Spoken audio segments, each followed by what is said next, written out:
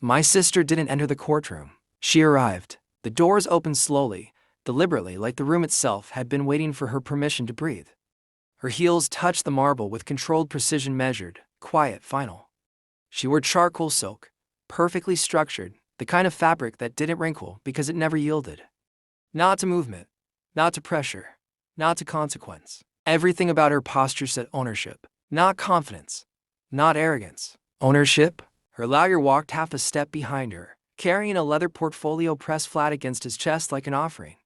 My parents sat in the front row, back straight, hands folded, expressions rehearsed into something resembling calm approval. They didn't look at me.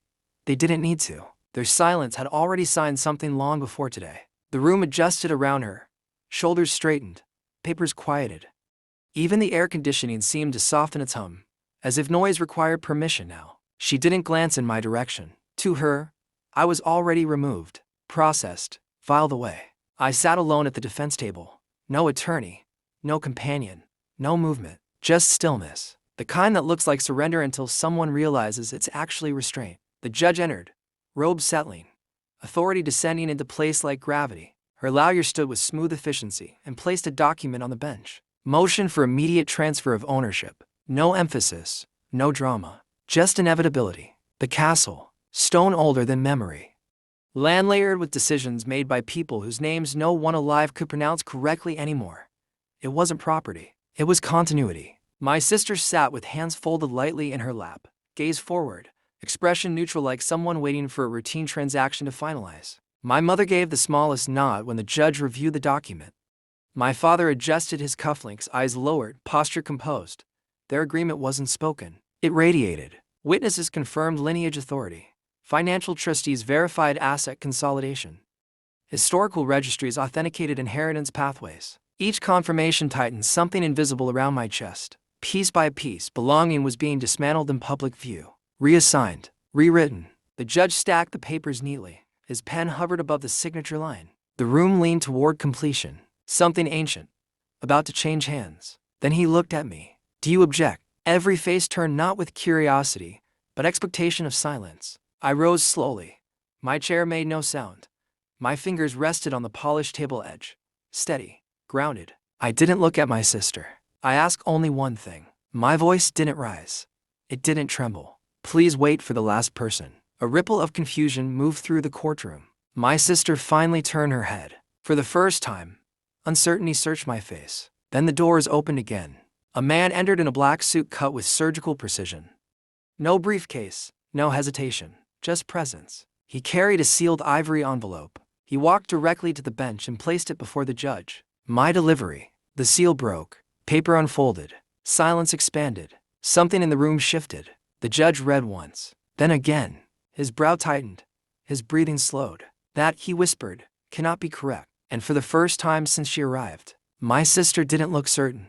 The judge didn't speak immediately. He adjusted the paper, then adjusted it again, like its meaning might rearrange if viewed from another angle. His eyes moved slowly across the page, tracing lines that seemed to resist acceptance. This documentation, he said carefully, predates every submitted claim. No one moved. Ownership designation, binding under original estate law. Never transferred, never dissolved. My mother's posture changed first. Not visibly to anyone who didn't know her, but I did. Her shoulders lost alignment. My father's hands tightened over each other, knuckles pale beneath controlled composure. The authority assumed in this proceeding, the judge continued, was based on an invalid lineage sequence. The words didn't land all at once. They spread, like cracks through glass. What everyone believed was foundation was clerical illusion.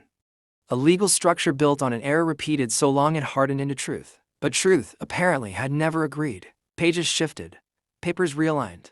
Generations of assumption quietly collapsed under ink that had never been erased. The judge lifted his gaze. Primary inheritance holder has been misidentified for decades. Every eye turned not gradually, but all at once, toward me. My sister stood halfway from her seat, not controlled, not composed, just resisting the sensation of something slipping beyond her reach. Her hands gripped the table's edge.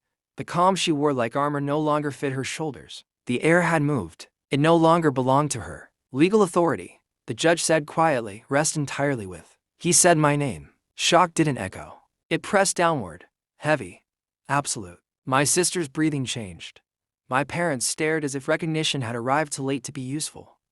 The courtroom didn't feel tense anymore. It felt rearranged. The judge inhaled slowly, preparing to explain. To detail the concealed record, the missing designation, the reason ownership had never left its original line. The doors slammed open, not controlled, urgent. A second figure rushed forward, breath uneven, eyes fixed on the bench. Stop! The word cut through the air like impact. Another document then, worn, folded too many times and furled in trembling hands. The judge froze before accepting it. My sister didn't move. Neither did I. The paper touched the bench. He began reading. Recognition mixed with something colder, something final. He looked up slowly, voice barely controlled. No. A pause. Then this changes everything.